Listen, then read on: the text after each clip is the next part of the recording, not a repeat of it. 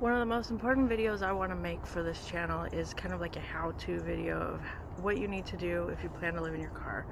All the things that I did and all the things you should do to make it easier to live in a car. Now in my situation, I was moving out of state. I was moving 3 states away from where I originally was from. Your situation may be that you're going to be living in the same city that you've always lived in. So a lot of times when I sit down to make a video like this, I feel like I'm sometimes explaining things that are really only pertinent to my situation.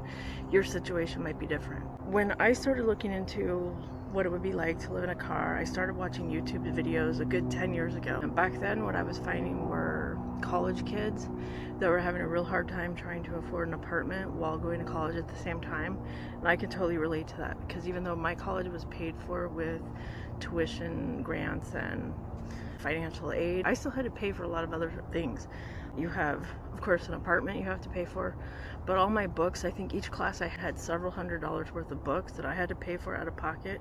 So even if you do get some sort of scholarship to go to school, it doesn't always pay for everything. So I started watching these videos about kids that were in college, and so because they were in college, they still kind of had access to many things that college provides. So of course, besides going and being in class all day, there was a school cafeteria, so they had somewhere to eat.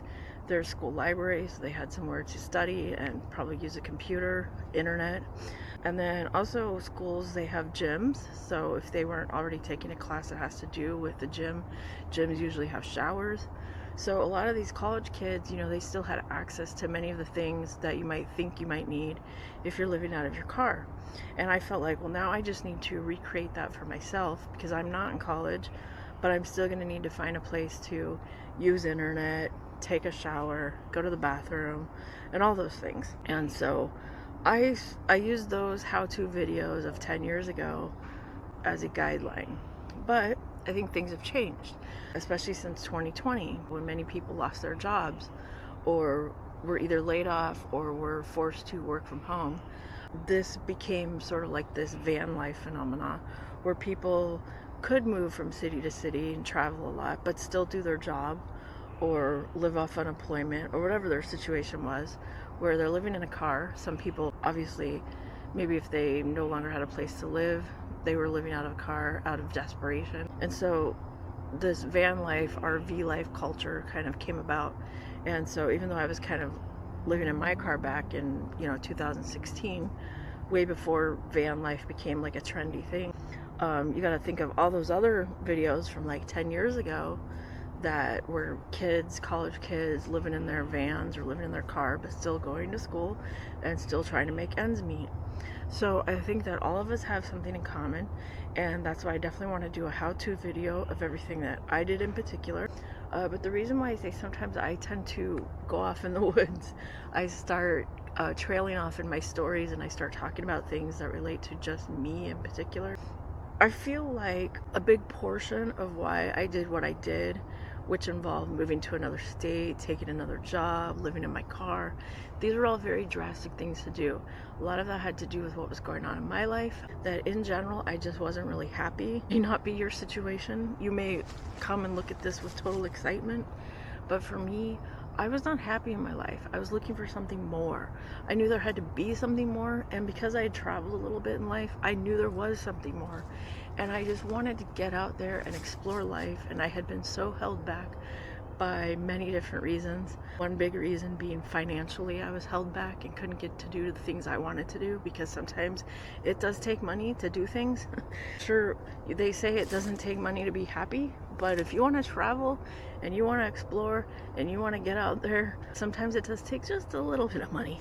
It also takes money to eat food and have a roof over your head. So maybe you won't find happiness from those things, but there is like this whole concept of you do need certain things just to survive and get by.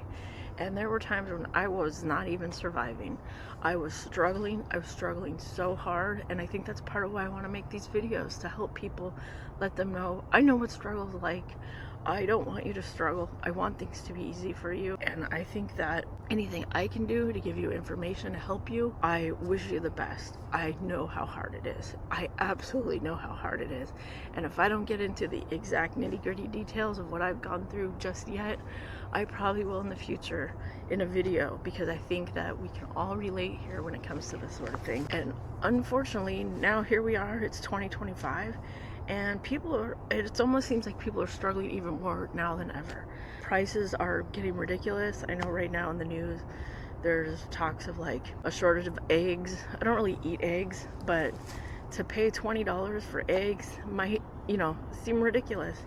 And I feel like that's almost just the beginning of where we're going. And not getting political, I'm just saying that over time, prices go up, wages don't go up, and struggles really seem to go up. I like to say we're in this together, but let's go ahead and help one another. With any advice you have, feel free to leave in the comments.